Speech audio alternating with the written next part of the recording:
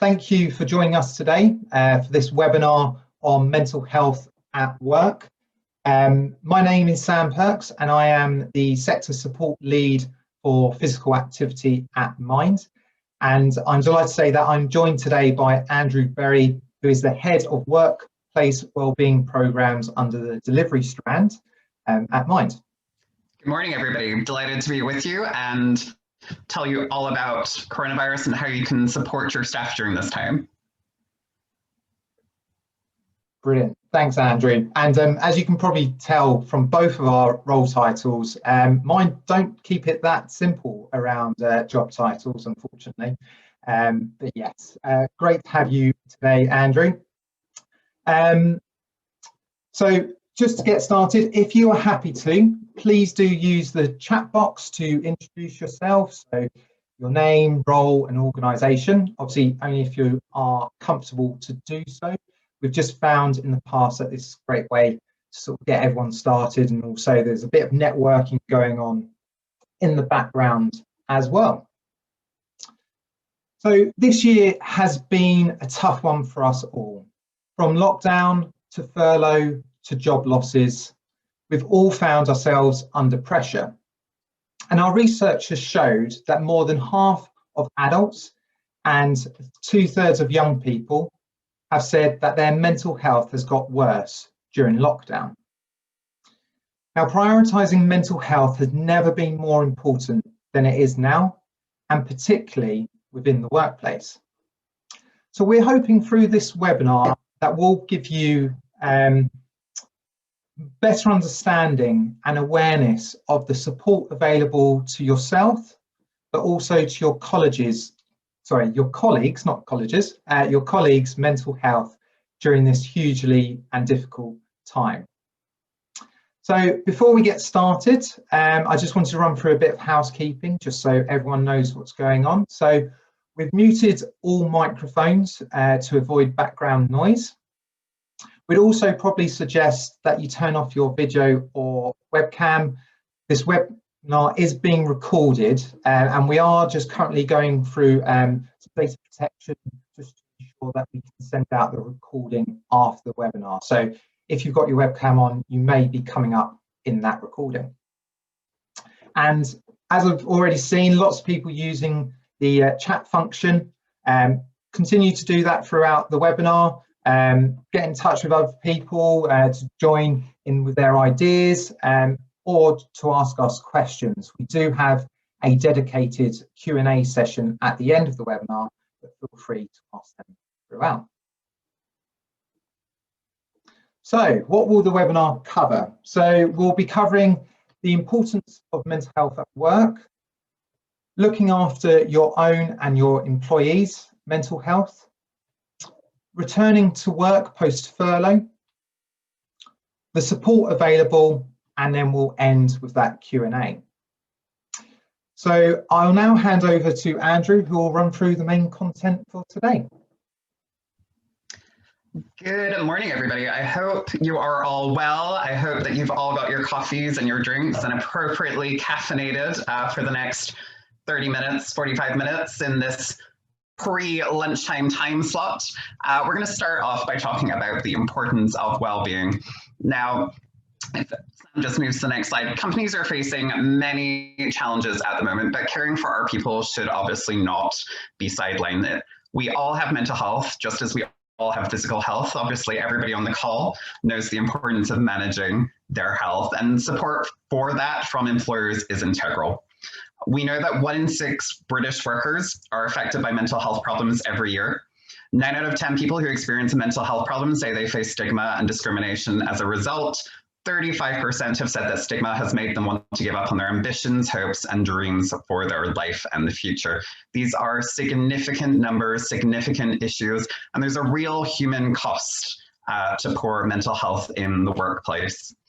And in response to coronavirus, we've seen a growing number of people report poorer mental health, as Sam has just alluded to, with over 1/3 of those in work reporting to Mind that they were experiencing poor or very poor mental health. And the cost to the economy and employers is huge. A recent 2020 Deloitte report found that the cost of poor mental health to employers is somewhere between 44 and 47 billion pounds a year. So just to put that into context, the sports sector contributes about 39 billion pounds to the British economy each year. And just breaking that down somewhat, about 6.8 billion of that is in absenteeism, so staff not showing up to work. 8.6 billion of that is in staff turnover, so in people leaving work. But the vast majority, almost 2/3 of this cost, is presenteeism. And presenteeism is that opportunity cost of people not being able to work at peak performance, at their best. And that can be for a range of reasons. It could be stigma and not being able to feel that you can talk openly and honestly about your mental health and seek support from your employer. Or it could be the provision of that support. So do you have appropriate mental health policies in place? Do you have an EAP? Is there a conversation about mental health even between colleagues and their line managers? So a whole host of interventions that can really look to support presenteeism. And on our next slide, we'll see that the cost of staff turnover is 300,000. So 300,000 people each and every year are losing their jobs because of poor mental health. And we can really look to address the number of people that feel that they have no alternative but to leave their role, or that presenteeism cost, that opportunity cost, by supporting staff mental health and well-being. And by doing so, employees feel valued, they feel engaged, they feel better able to cope. They also feel they have permission to have these conversations with their line managers and seek support. As a result, you then see improved staff morale, increased productivity, loyalty, brand affinity with the company, and then overall improved employee engagement. And obviously, when you've not got support in place, you see this decline in engagement. Retention suffers, you've got staff leaving, there's reduced motivation, reduced performance. Now, what has been the impact of COVID-19? The first point to make is that COVID-19 has had a significant impact across all areas of our life. It's had an obvious impact on our physical health. It's had a substantial impact on mental health, as we've just alluded to, with more than half reporting worse mental health and over 1/3 reporting poor or very poor mental health. It's impacted our ability to connect, and it's impacted a lot of our financial well-being as well. But as we have been saying in workplace well-being, all of us have been in the same storm, but some of us have been in different boats. And that's really to say that all of us have had an entirely individual experience of the coronavirus. If you've been working from home, you have had most likely a very different experience to people that have been furloughed or people that have been working on the front line. If you have been trying to work from home, but also had parenting or caring responsibilities, again, you've probably had a very different experience to some of your colleagues. So the impact that COVID has had on all of us has been extraordinarily different, extraordinarily varied. And again, that has perhaps changed as the actual period of the pandemic has gone on. So perhaps you were working from home, then you were furloughed, perhaps a family member or a friend got COVID and you were having to provide some kind of caring support there. You perhaps over this period of time had parenting responsibilities. They've now started to go back to school. So you, again, throughout the pandemic, had these changing and evolving circumstances that's impacted people's mental health in different ways from week to week. And again, specific to mental health, we've seen particular anxiety around catching COVID, around family members receiving COVID, around face masks, around the safety procedures that may or may not exist, and the varying levels of compliance from the general public as a whole. Next slide, please, Sam. And again, this is just to really reinforce the varied impact across UK workers. So NHS and frontline obviously been under significant pressure, extreme conditions, looking to really respond and support the public during this time. But again, evolving policies, evolving legislation week to week, particularly now that we have local lockdowns kind of in force across different elements of the country, also varied legislation across the country that they're now needing to respond to. Again, key workers, for example, those perhaps in retail, busier than ever, having to deal with new safety precautions, new policies, having to interact with the public, and try and enforce face masks and some of those safety procedures that are now in place. People working from home have had to adjust to their new ways of working.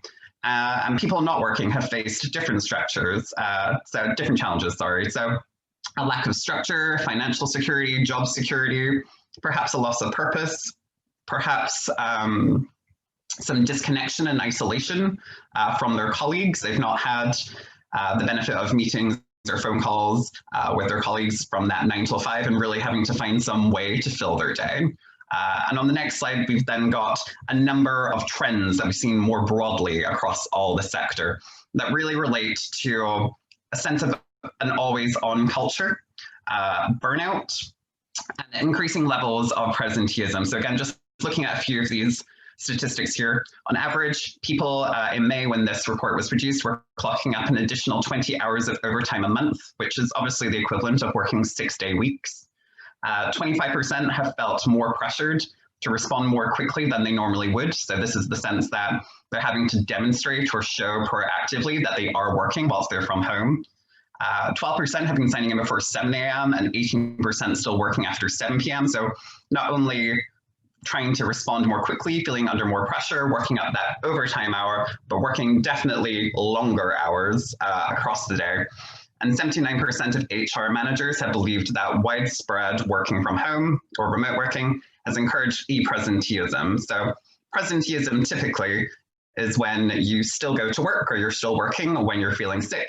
E-presenteeism being very similarly that people are still working from home when realistically they are sick or ill and they should be taking the time off. And again, a lot of people anecdotally have reported that because they are now home and they're working from the sofa or they're working from bed, even though they are ill, and typically that might be a situation in which they would take the day off work, they don't necessarily feel they have that permission to be able to take the day off because they're already at home. And again, that relates to increased work pressures, perhaps when colleagues have been on furlough. People might feel a sense of guilt about calling in sick when they know that they're already picking up a lot of work and that the rest of the team might be stretched. So again, these are some broad trends in terms of this always-on culture, e-presenteeism, and burnout that we're seeing kind of across all sectors.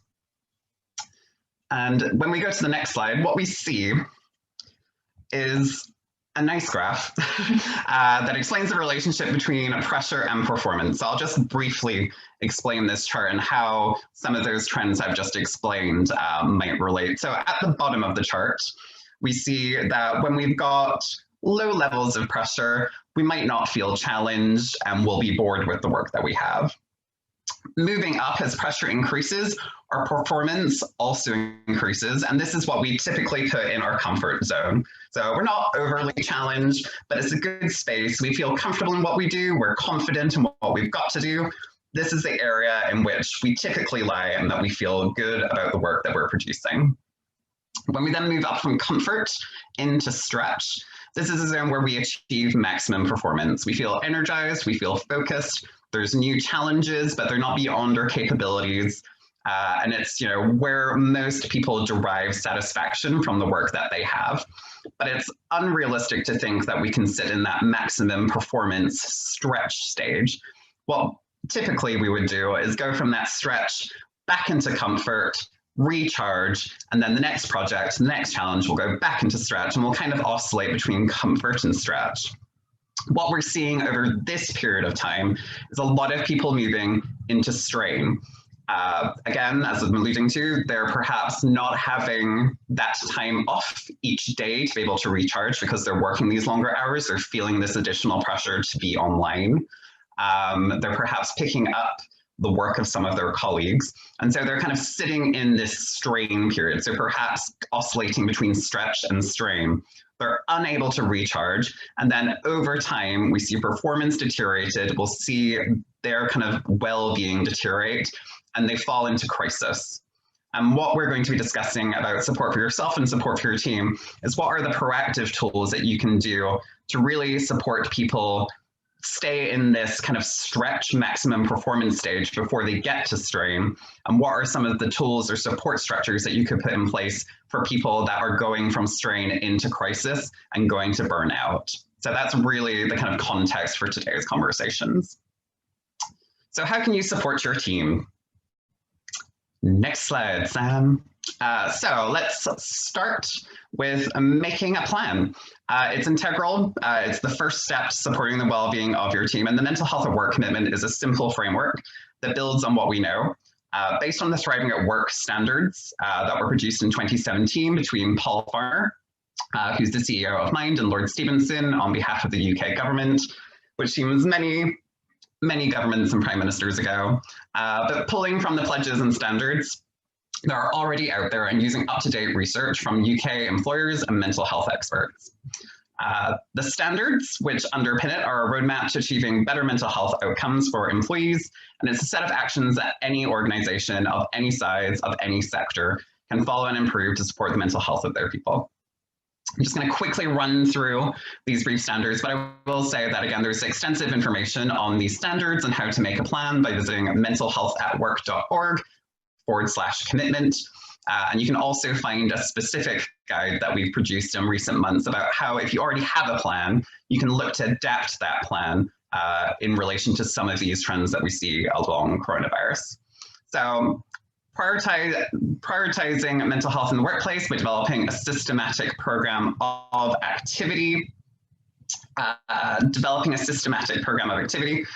looking at really producing that plan, thinking about how you can demonstrate senior ownership, how you can create board level accountability, how do some of these senior leaders role model the behaviors, how do some of these senior leaders provide that permission to have open conversations about mental health and look and proactively seek support for mental health, and how you can routinely monitor employee mental health and well-being using data.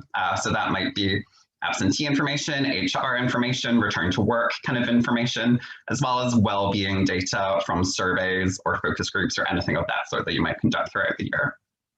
How you can look to proactively ensure work design and organizational culture drive positive mental health outcomes sounds delightfully complicated, but it's really looking at organizational design, job design, recruitment, work patterns, that always-on culture, some of your work policies. To what extent do these kind of systematic structures within your organization support mental health? And again, thinking about even policies, even just allusions to mental health or references to mental health can make it far more accessible to employees. As a starting point, if you have an intranet, just including the words mental health in a policy can mean that it actually shows up in a search result, and make it really explicit that this policy does include mental health. It isn't just restricted to physical health, which can be an assumption that a lot of employees might have, or an apprehension that a lot of employees might have about approaching a line manager or someone in your workplace regarding their mental health. How you look to promote an open culture around mental health, so how you can proactively look to increase awareness. World Mental Health Day is coming up. What are the opportunities to open up a conversation about mental health through activities, through communications, even just through simple messages from senior leaders or line managers, to really address some of that mental health stigma I was addressing to in our introduction. Equally, how can you empower your employees to champion mental health themselves? How do you encourage a two-way dialogue from line reports and their line managers and colleagues as a whole to openly discuss mental health and provide support for one another? Obviously, looking to increase confidence and capability, increasing mental health literacy of staff, providing opportunities for staff to learn how they can manage their own mental health, ensuring that line managers are suitably prepared to have effective conversations about mental health, and think about how mental health kind of intersects with various elements of their day-to-day roles. So how does mental health relate to staff inductions? What is said at a staff induction about mental health, and kind of orientating them to the culture of your organization and what mental health and well-being means? How do you include conversations about mental health and well-being in your one-to-one meetings, in your team meetings, in your typical return to work meetings? And again, we'll be discussing how you might include it in a kind of COVID return to work context shortly. Looking at the tools that you provide, whether or not that's signposting to NHS or external services, or whether or not that's internal services such as an intranet, occupational health, or an EAP program, or kind of aligned services. So thinking perhaps about information or support that you can provide for financial well-being. Moving on, We then have how you create a plan for yourself, to which we're going to introduce a wellness action plan. Now, a wellness action plan is a simple framework for you or for your staff to self-reflect on what keeps you mentally healthy at work. So what are the conditions that you thrive in? What are the triggers that may cause poor mental health or poor mental well-being? And what are the early warning signs that your line manager, your colleagues, or people that you're working from home with in your household might be able to spot?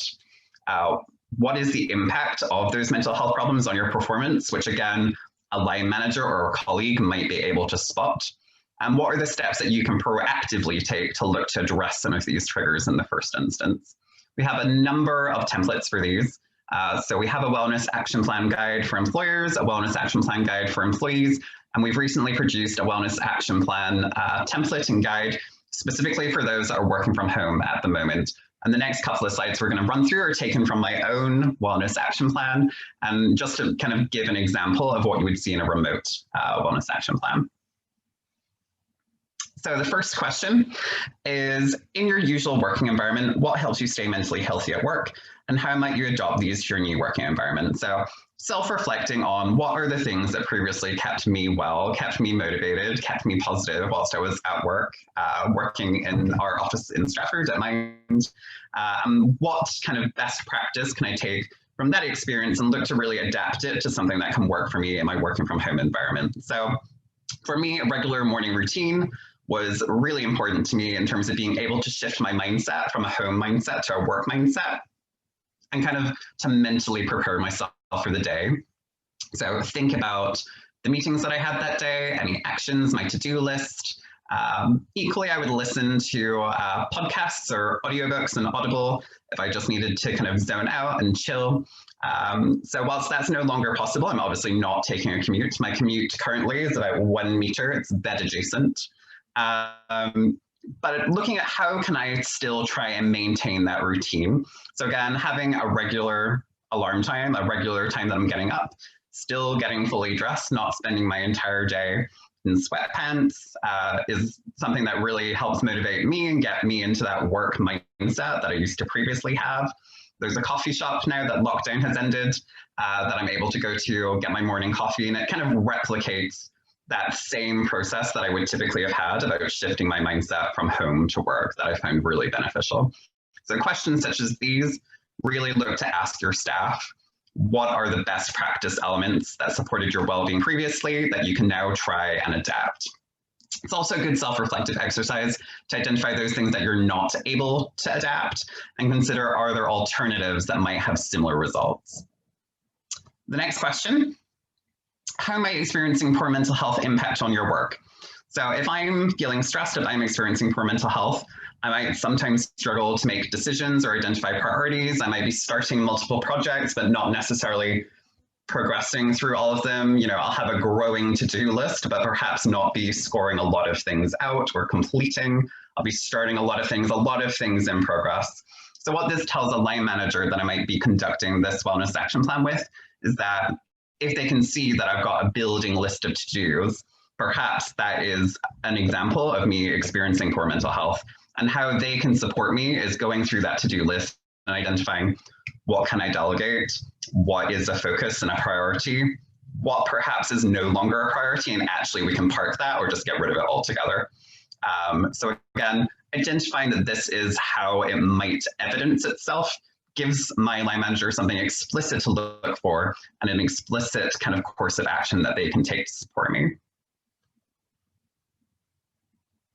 And then the last question that we're going to run through, although there are 10 in the wellness action plan, is what support can your manager or team members put in place to minimize triggers and support you during this difficult time? So I've said regular catch-ups with a manager and team members to provide updates on work. It keeps me apprised of what those priorities are, what work is coming in, what work is ahead, really supports me to manage that to-do list and make sure that it doesn't become an overwhelming state for me, and that I'm able to proactively manage that to-do list. Equally, agreeing new ways of working and streamlining processes is another thing that we can look to put in place to make sure that I'm not spending a lot of time trying to chase answers that used to be really easy to obtain. In an office environment, you could obviously just go and ask someone if you had a question.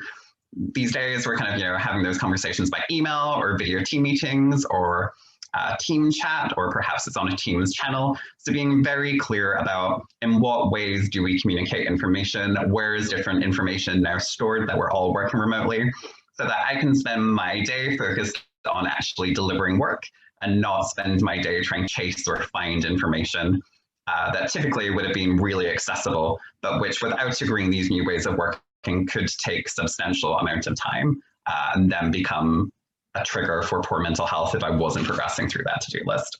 So those are just a few examples of an action plan and how I can support you or your team to self-reflect and then be used as a tool for you to really have conversations about how your line manager or how the organization as a whole can support the organization. And particularly for line managers that are perhaps less confident about having those conversations, it essentially provides you a script to follow. So it's impossible to really get wrong. And equally for line reports that might be apprehensive about starting that conversation or don't really know how to start that conversation, having a physical piece of paper where they've already began to have some of those thoughts and commit them to paper is a really useful tool. So looking after your own well-being, where do you start? Supporting your staff obviously starts with looking after yourself, and it's never been more important for self-care and to look after your own mental health. In the current climate, as I've alluded to, we know the key drivers of poor mental health have been anxiety around catching coronavirus, anxiety for friends and family catching coronavirus, and social disconnection and isolation. So one tool that you can look to explore is Mind's Coronavirus Hub and Mental Health Toolkit. It provides a wealth of useful information to provide support on anxiety, managing your feelings, and coping with mental health problems during this time. The link is there on the screen, but it's also beautifully accessible from the front page of Mind's website. Very easy to find. The 5 Ways of Wellbeing is also a really useful and simple framework to reflect on how you can look to support your own well-being. And I imagine a lot of people on the call are already familiar with this framework. So we'll just very briefly run through it. But this essentially sets out 5 different facets of life that have an evidence base to suggest that they will support your well-being. So you might consider small steps that you could look to introduce to your day, or even just small amends or iterations that you could make to your work day to look to enhance your well-being.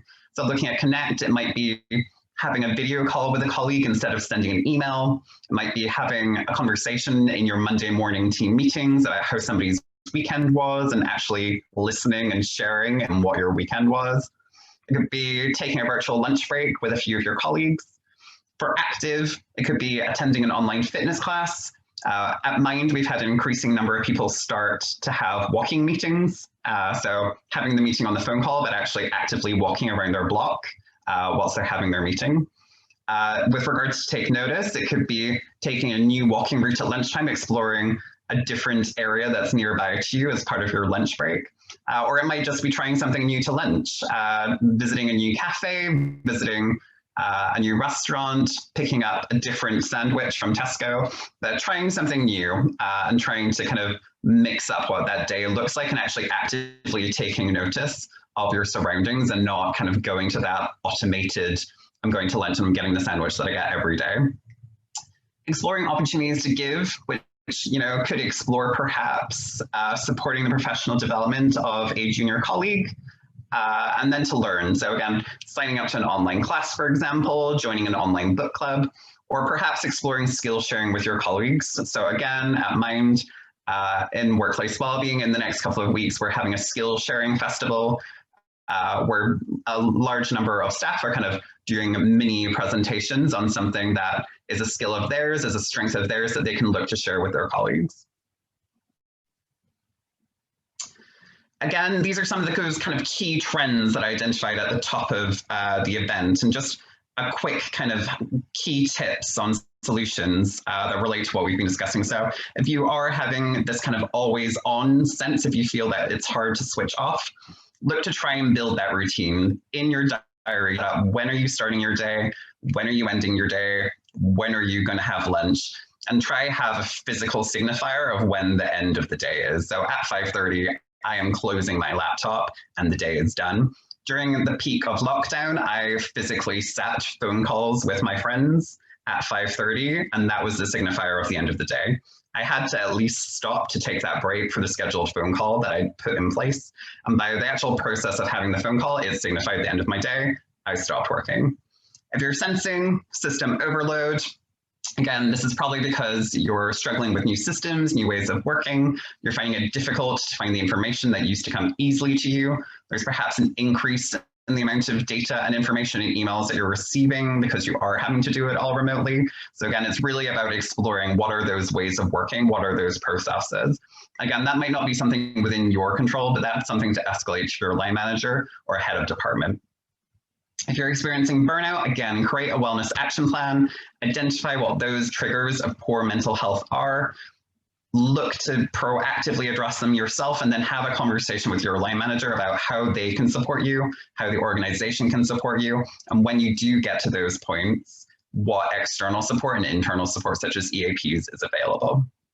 If you're experiencing isolation, again, look at some of those 5 ways of well-being, but scheduling regular catch-ups with colleagues, family, and friends is a fantastic way to look to really address that. And if you're feeling overwhelmed, focus on that which is in your control. At this time, there is a lot of things that is not within our control. So make a plan for the things that are within your control.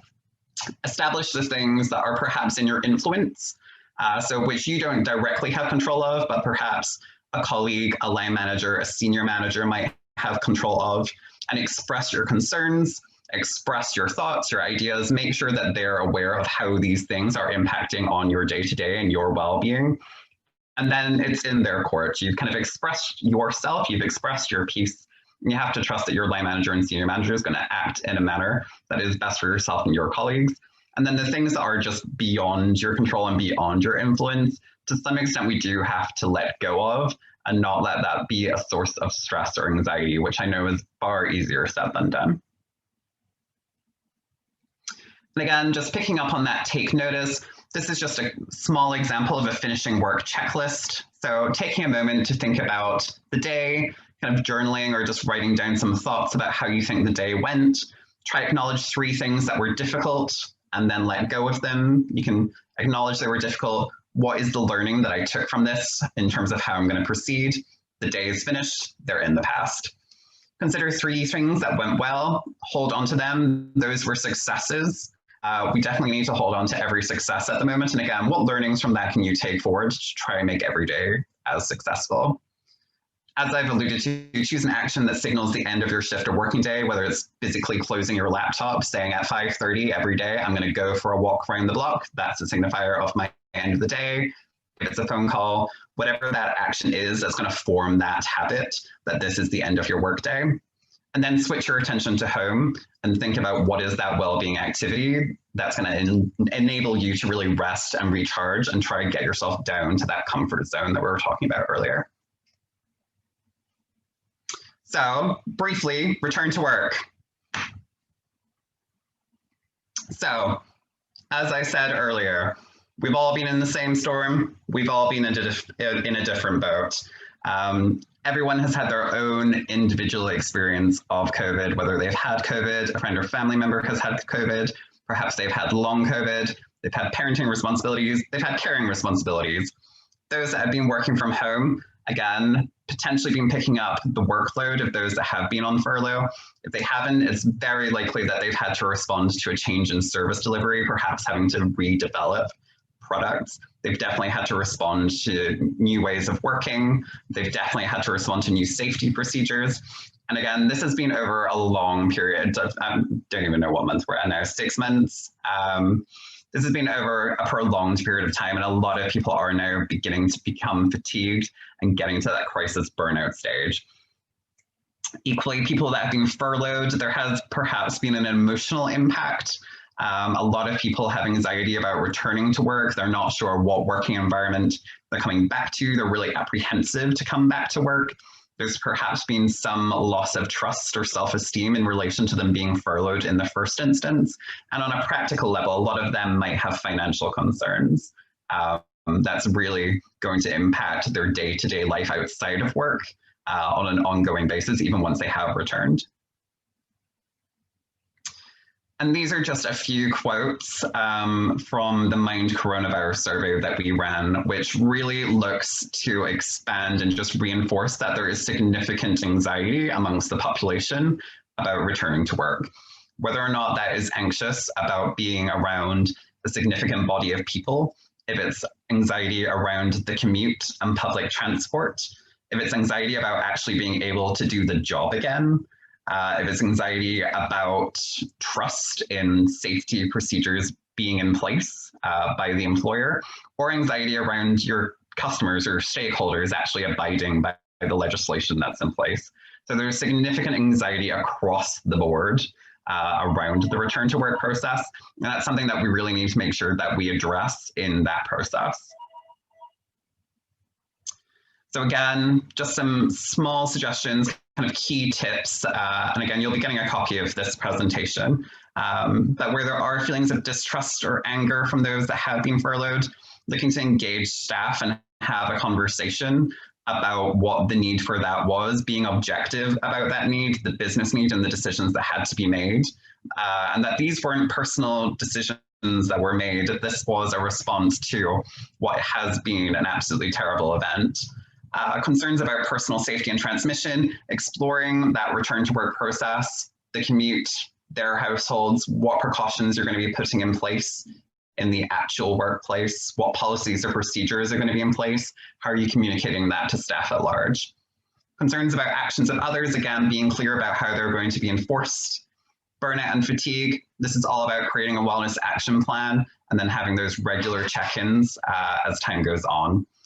And then just around a loss of autonomy, it's about exploring some different ways of working and looking to try to be as flexible as possible.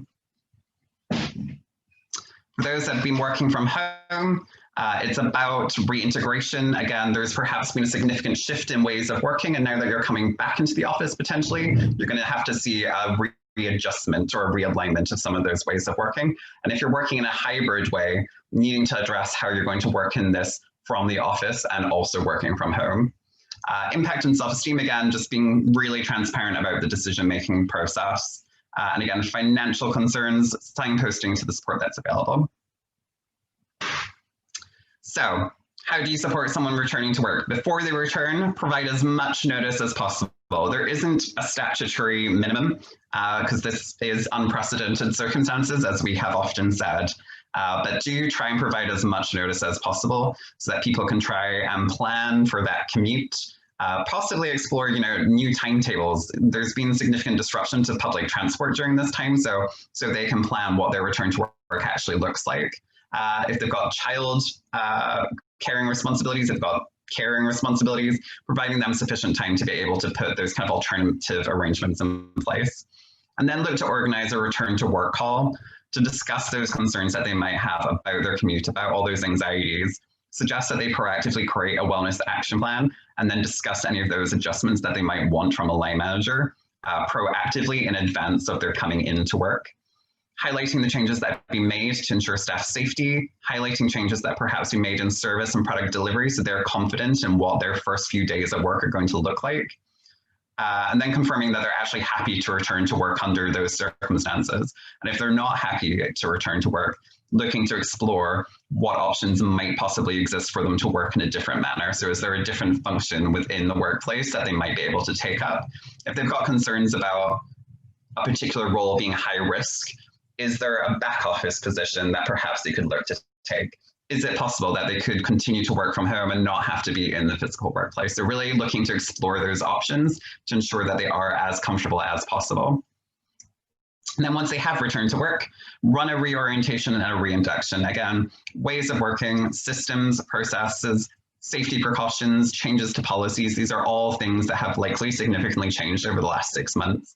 So run a reorientation, reinduction to make sure people are entirely au fait with what is needed. Just be patient, allow staff time to adjust to the new normal and accept that it's not going to be an automatic switch. Ensure that there's clear, regular communication and dialogue. Again, have those regular check-ins on well-being. Ensure that the communication on changes to ways of working is regular. Again, it's an evolving situation. And again, with local lockdowns, what does that perhaps mean for contacting colleagues in particular branches? Are they going to be able to, work within those new ways of working? So making sure that you're keeping on top of those communications. And again, just reinforcing that staff well-being and staff safety are a priority. And then just the last point is to review how your staff are responding. So regularly in your one-to-ones, through staff surveys, even just through like simple polls, how are staff responding to the return to work? Quantitative and qualitative, get staff feedback and see, actually, this is working really well. This is working less well, particularly perhaps in a hybrid situation. And looking to really receive that feedback and then respond at how you can look and try and make that staff experience better.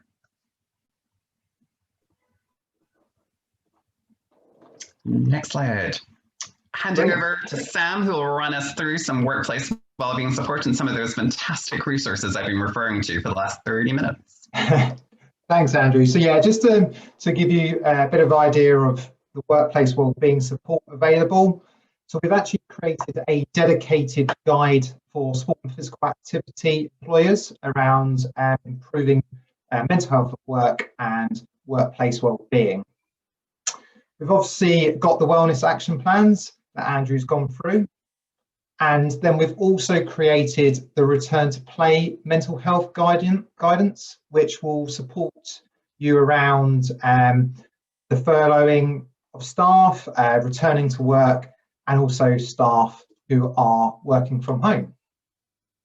And then in terms of our wider support to the sector, we have created a document which highlights all of the support offer that we can provide sport and physical activity organisations.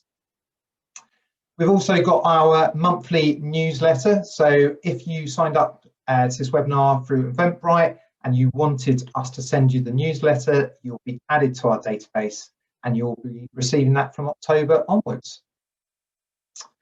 We've also recently created a mental health champions toolkit, which provides guidance and tools around establishing a champion scheme in your organisation, but also within community groups. And then we'll continue to add to this webinar series, and they will be added to our Eventbrite page in the coming weeks and months, and they'll also be promoted in our monthly newsletter. And Saturday is World Mental Health Day, and it's probably the most important one yet. And as I mentioned at the start of this webinar, this year has been a tough one for all of us. We found ourselves under pressure and our mental health has been affected. So this year, Mind want us to bring everyone together to do one thing. Now, to help you promote World Mental Health Day and the Do One Thing campaign, we've created a library of assets, including banners, email signatures, social media posts, and more assets. And they're available at www.mind.org.uk/World Mental Health Day. So that is all the content for today. I know we're coming right to the end of the 45 minutes. So if anyone has any questions, please do post them in the chat box. Alternatively, please feel free to get in touch with us by sending an email to sport@mind.org.uk and we can get back to you at a later date if needed. So we'll just wait, see if any questions come through. Brilliant to hear that everyone's finding it useful at the moment. Yeah, Andrew covered a lot. I can't believe he got that much in within 35 minutes. Okay. Well, I'll just move on to the last slide. But if you do have questions, please feel free to add them to the chat box. So thank you for joining today's webinar. We hope you found it useful.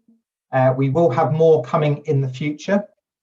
A massive thank you to Andrew. His workplace wellbeing insight has been invaluable. And then we'd really encourage you to do one thing this week to look after your mental health and wellbeing as part of World Mental Health Day. So if there aren't any questions, which is great, I think, Andrew, that shows you covered absolutely everything during the webinar. Be comprehensive. That's what we like. We'll end the webinar there, but we thank you again for joining and we hope to see you soon.